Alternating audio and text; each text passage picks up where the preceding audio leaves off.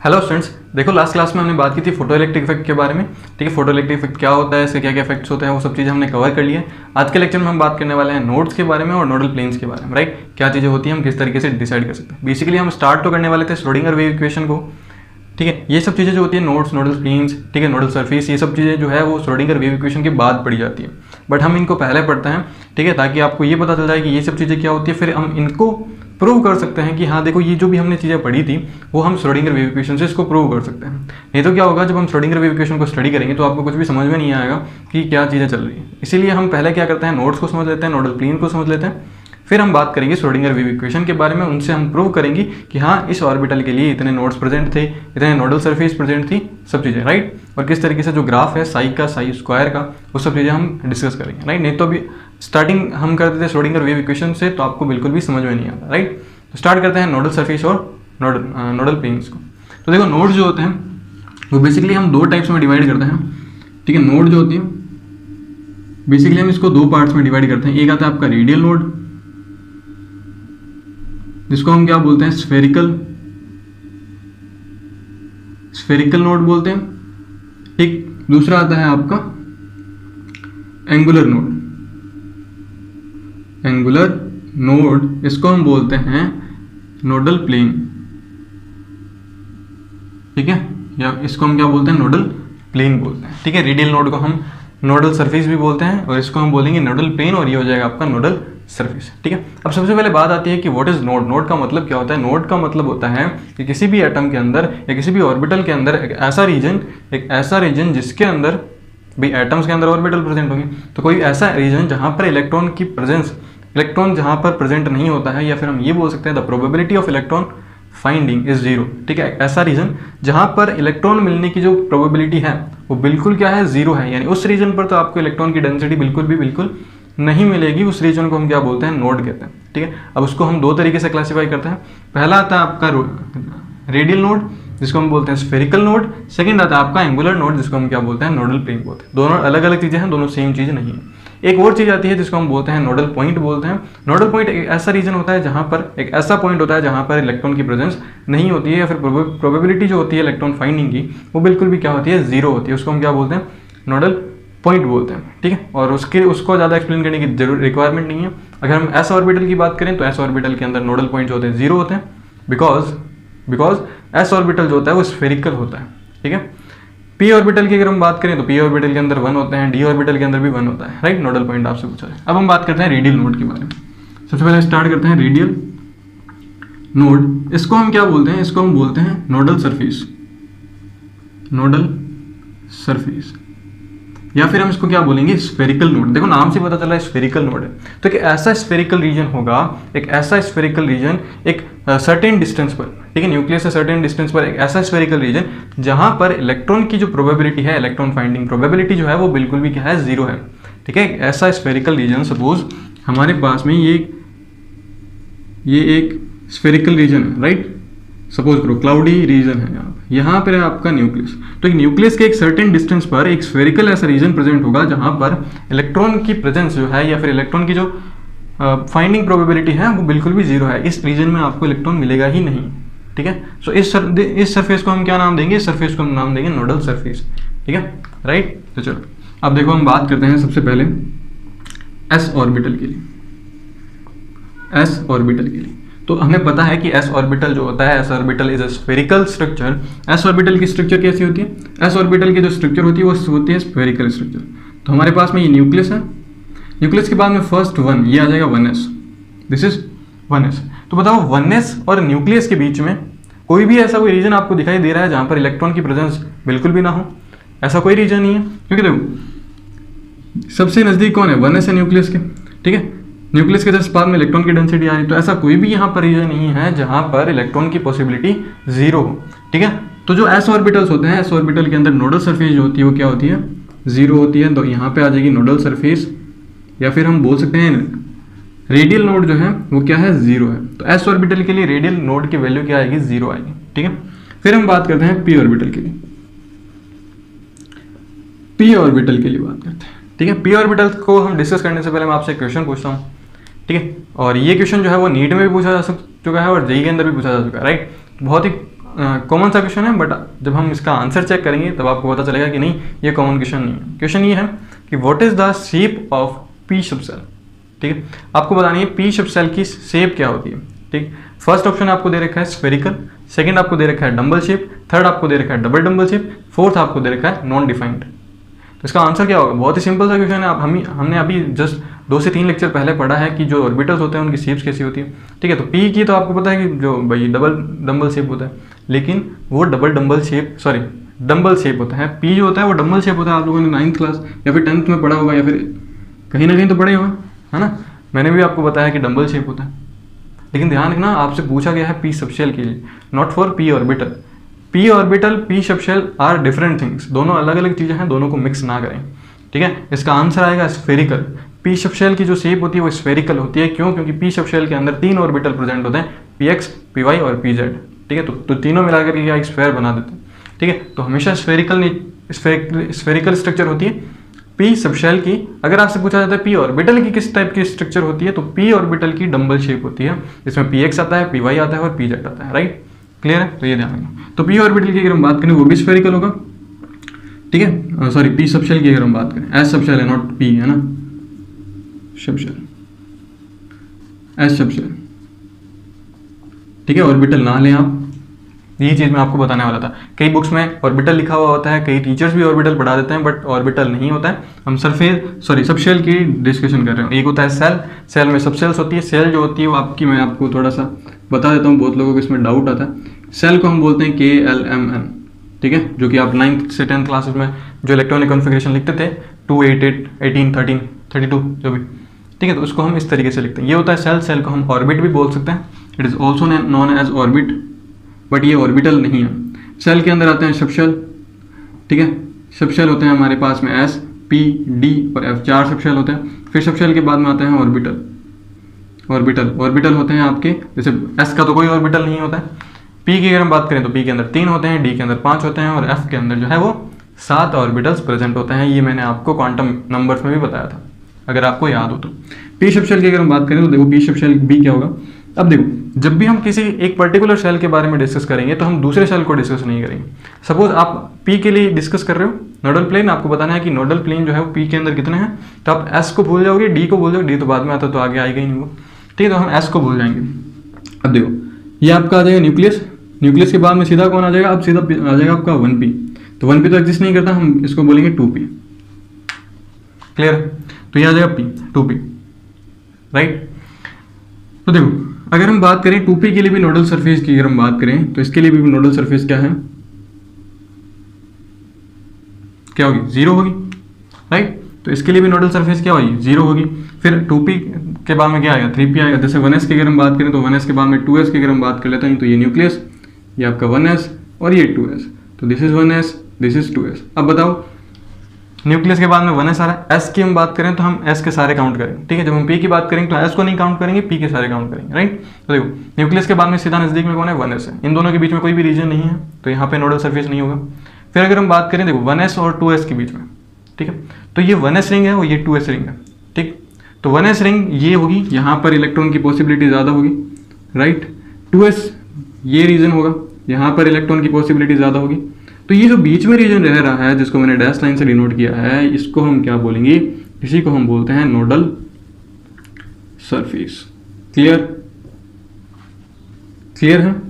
तो 2s के अंदर एक नोडल सरफेस प्रेजेंट होती है, जबकि 1s के अंदर एक भी नोडल सरफेस प्रेजेंट नहीं होती है। 1s और 2s के बीच में एक नोडल सरफेस प्रेजेंट होगी, जहां पर आपको इलेक्ट्रॉन नहीं मिलेगा। वहां पर इलेक्ट्रॉन की जो प्रोबेबिलिटी है, इलेक्ट्रॉन मिलने की जो प्रोबेबिलिटी है, वो बिल्कुल भी 0 होगी।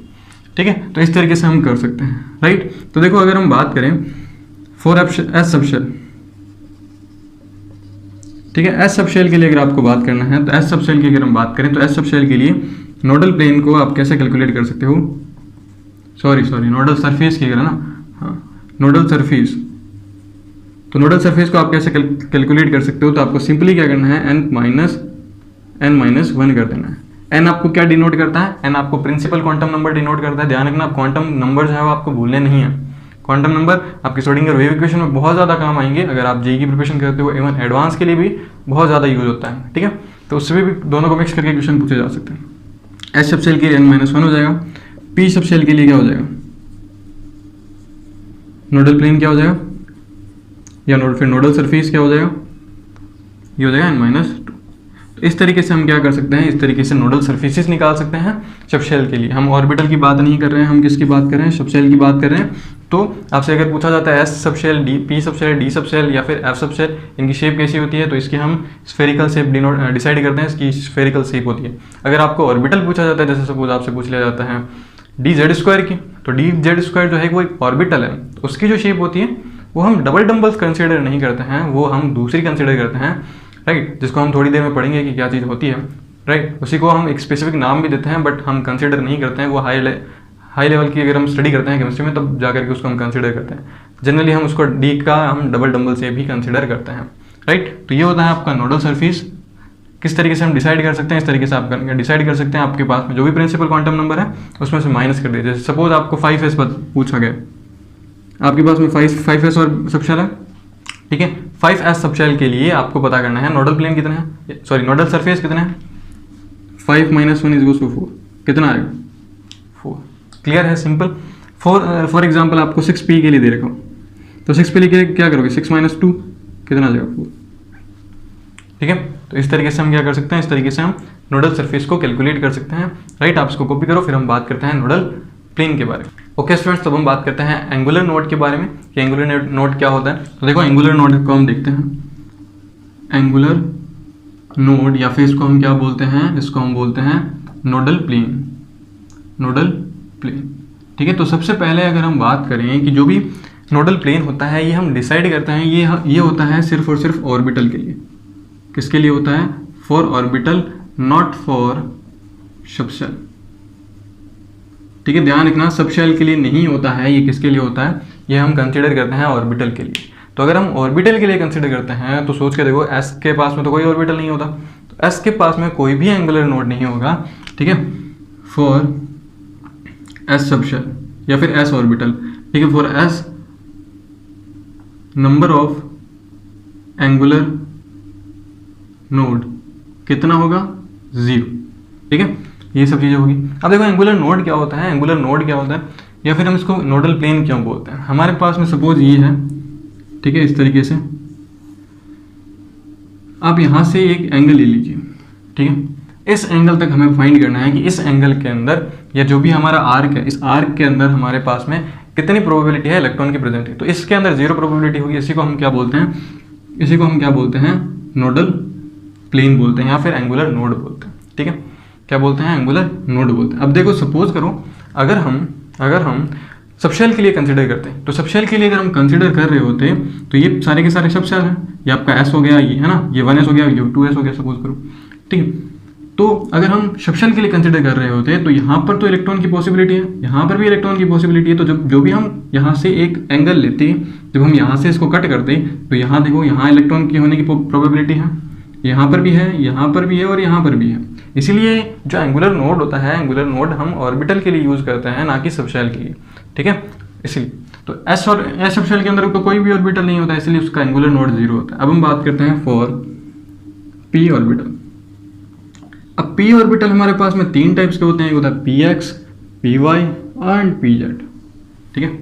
मतलब क्या होता है कि यहाँ पर जो इलेक्ट्रॉन डेंसिटी है वो एक्स एक्सिस पर है, यहाँ पर जो डेंसिटी है वो वाई एक्सिस पर है और यहाँ पर जो डेंसिटी है वो जेड एक्सिस पर है, ठीक है। तो अगर हम इस तरीके से एक्सिस को ड्रॉ करें तो ये आपका हो गया, ठीक है, एक्स एक्सिस, ये वाई एक्सिस और ये जेड एक्सिस, ठीक है। ये एक्सिस को हम किस तरीके से डिनोट करते हैं, इसका एक मेथड होता है, उसको हम जब श्रोडिंगर वेव इक्वेशन पढ़ेंगे तब उसमें देखेंगे, राइट। तो देखो अगर हमारे पास में पी एक्स में इलेक्ट्रॉन डेंसिटी है तो इस तरीके से पी एक्स में इलेक्ट्रॉन डेंसिटी है। अब देखो अगर मैं इसको एक प्लेन बना दूँ, ये एक पूरा प्लेन है, ठीक है, ये एक पूरा प्लेन है और ये एक क्या है, पूरा प्लेन है। तो आप बताओ, देखो इस प्लेन के अंदर भी इस बॉक्स में भी इलेक्ट्रॉन डेंसिटी आ रही है, इस बॉक्स में भी इलेक्ट्रॉन डेंसिटी आ रही है, बस इस प्लेन में क्या है, इलेक्ट्रॉन डेंसिटी नहीं आ रही है, ठीक है। तो पी एक्स के लिए कितने होते हैं nodal angular node, P x के लिए कितने होंगे, पी एक्स के लिए होंगे आपका एक तो हो जाएगा आपका वाई जेड आ जाएगा, ठीक है। और इसके लिए क्या आ जाएगा, इसके लिए आ जाएगा आपका एक्स जेड और इसके लिए क्या आ जाएगा, एक्स वाई आ जाएगा, राइट। तो इस तरीके से हम क्या कर सकते हैं, इस तरीके से हम एंगुलर नोड कैलकुलेट कर सकते हैं। आप इस तरीके से बना सकते हो। सपोज आपको हमें चेक करना है वाई के लिए, तो हम इसको इरेज करते हैं और हम अब जो इलेक्ट्रॉन डेंसिटी है वो वाई पर आ जाएगी। ठीक है, अब देखो एक्स प्लेन में भी है, वाई प्लेन में भी है, इस प्लेन में नहीं है, जेड एक्स प्लेन में नहीं है, तो ये एक्स जेड प्लेन में है। तो एक्स जेड प्लेन क्या हो जाएगा, इसके लिए एंगुलर नोड हो जाएगा जिसके अंदर इलेक्ट्रॉन की जो प्रोबेबिलिटी है वो जीरो है। इसके लिए हमें चेक करना है, तो इसके लिए हम चेक कर सकते हैं, हम जेड पे बना सकते हैं। जो हम जेड पे बनाएंगे तो देखो जेड एक्स प्लेन पे मिलेगा, वाई जेड प्लेन में मिलेगा, बट हमें एक्स वाई प्लेन में इलेक्ट्रॉन नहीं मिलेगा। तो उसके लिए एंगुलर जो नोड होगा या फिर नोडल प्लेन होगा वो क्या हो जाएगा, एक्स वाई हो जाएगा। तो पी के लिए अगर हम बात करें नोडल प्लेन कितना होता है, 1 होता है। पी के लिए नोडल प्लेन कितना होता है, 1 होता है। एक और चीज़ मैं आपको लिखवा देता हूँ, जो हमने रेडियल नोड पढ़े थे, रेडियल नोड, ठीक है, इसका एक जनरल फॉर्मूला होता है। जनरल फॉर्मूला ये होता है n-1 - l। ठीक है, ये जनरल सा फॉर्मूला होता है, ये एप्लीकेबल होता है फॉर ऑल सबशेल। ठीक है, सभी सबशेल के लिए ये यूजफुल होता है। जैसे सपोज आपको किसके लिए कैलकुलेट करना है, 1s के लिए कैलकुलेट करना है, तो 1s के लिए कैलकुलेट करना है, तो देखो l की वैल्यू s के लिए 0 होती है, तो कितनी आ जाएगी, 1s। ठीक है, तो 1 - 1 0 हो जाएगा, तो उसके लिए 0 होता है। इस तरीके से हम कैलकुलेट कर सकते हैं। सपोज आपको p के लिए करना है, 2p के लिए करना है, ठीक है, तो यहाँ पे 2 आ जाए, 2 - 1 - 1, ठीक है, कितना आएगा, 1 आएगा। ठीक है, 0 आ जाएगा, सब चीज़ें माइनस हो जाएगी ना। क्लियर है। तो इस तरीके से हम कर सकते हैं, इस तरीके से इस फॉर्मूले को यूज़ करके आप निकाल सकते हो। फिर हम बात करते हैं डी ऑर्बिटल के लिए, फॉर डी ऑर्बिटल। ठीक है, तो डी ऑर्बिटल के लिए हम कैसे निकाल सकते हैं, देखो डी ऑर्बिटल के लिए, तो डी ऑर्बिटल हमारे पास में क्या होता है, एक होता है डी एक्स वाई, एक होता है डी वाई जेड, एक होता है डी एक्स जेड। ठीक है, फिर एक होता है आपके पास में D X square - Y square, और एक होता है डी जेड स्क्वायर। ठीक, सपोज करो इसको हम देखते हैं, डी एक्स वाई किस तरीके से बनाया जाता है। ये आपका वाई एक्सिस और ये आपका एक्स एक्सिस, और इधर जो है वो इसके इन दोनों के परपेंडिकुलर क्या होगी, जेड एक्सिस होगी। ठीक है, तो इसको इस तरीके से बनाया जाता है। ठीक है, डबल शेप होता है, तो यहाँ पे जेड एक्सिस होगी। तो यहाँ पर देखो जो इलेक्ट्रॉन की प्रेजेंस है, अगर हम इस तरीके से इसमें देखें, ये एक्स एक्सिस होगी, सॉरी ये वाई एक्सिस होगी, ये जेड एक्सिस होगी और ये एक्स एक्सिस होगी। ठीक है, तो जो इलेक्ट्रॉन डेंसिटी है वो कहाँ प्रेजेंट है, इलेक्ट्रॉन डेंसिटी प्रेजेंट है एक्स वाई प्लेन के अंदर। इलेक्ट्रॉन डेंसिटी प्रेजेंट है एक्स वाई प्लेन के अंदर। तो हमारे पास में 2 प्लेन बचते हैं जहाँ पर इलेक्ट्रॉन डेंसिटी प्रेजेंट नहीं है।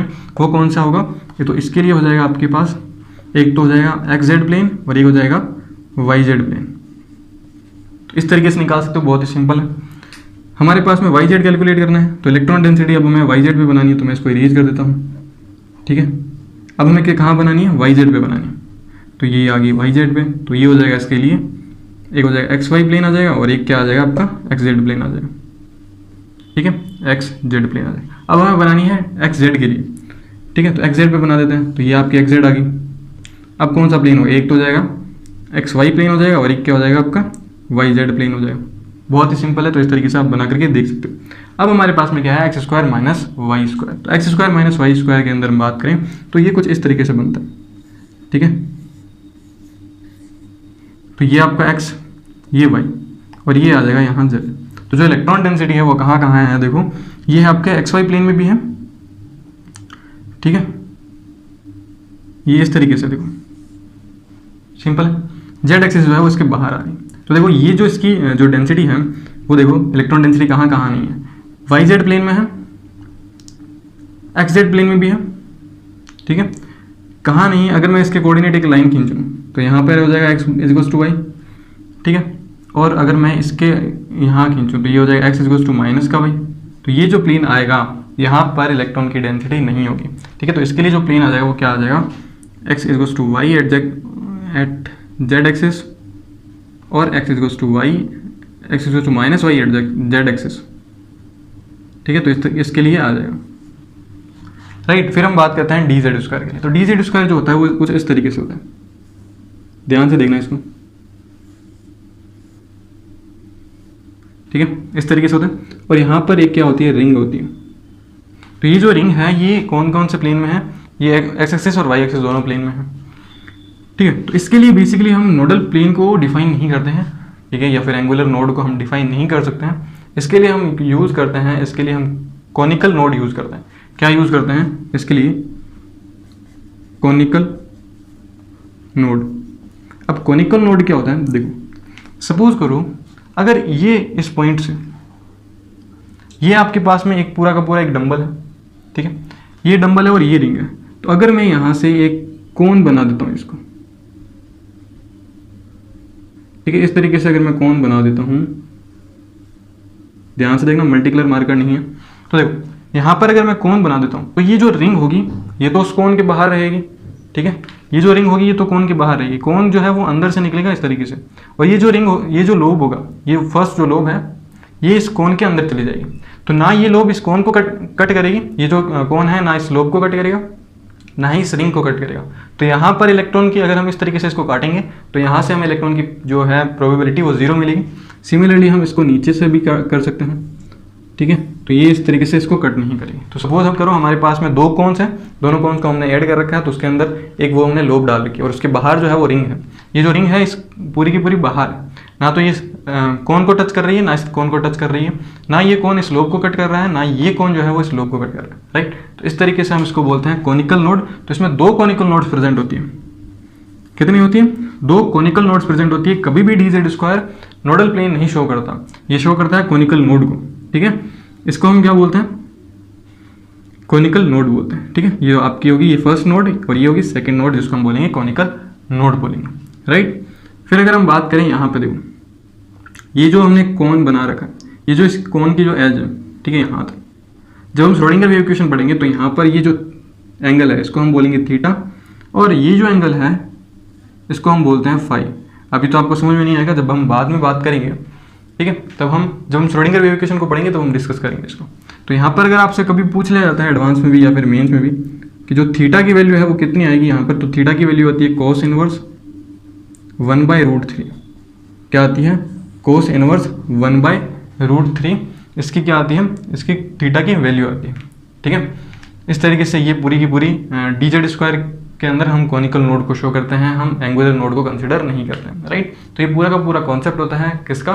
नोड्स का होता है, जिसमें हमने पढ़ा है कि नोडल सर्फेसेस क्या होती है, फिर हमने पढ़ा है कि नोडल प्लेन्स क्या होते हैं। एक मैंने आपको और चीज़ बताता हूँ जो कि स्टार्टिंग में बताई थी कि नोडल पॉइंट्स क्या होता है। तो नोडल पॉइंट्स वो पॉइंट्स होते हैं जहाँ पर इलेक्ट्रॉन की प्रोबेबिलिटी 0 होती है। ये जो पॉइंट है जो कि मैंने डार्क कर रखा है, डी के अंदर अगर हम बात करें तो डी को हम इस तरीके से बनाते हैं, डी जो होता है वो डबल डम्बल शेप होता है। तो ये जो पॉइंट है जो कि मैंने एकदम डार्क कर रखा है, इसको हम बोलते हैं nodal point. This is nodal point.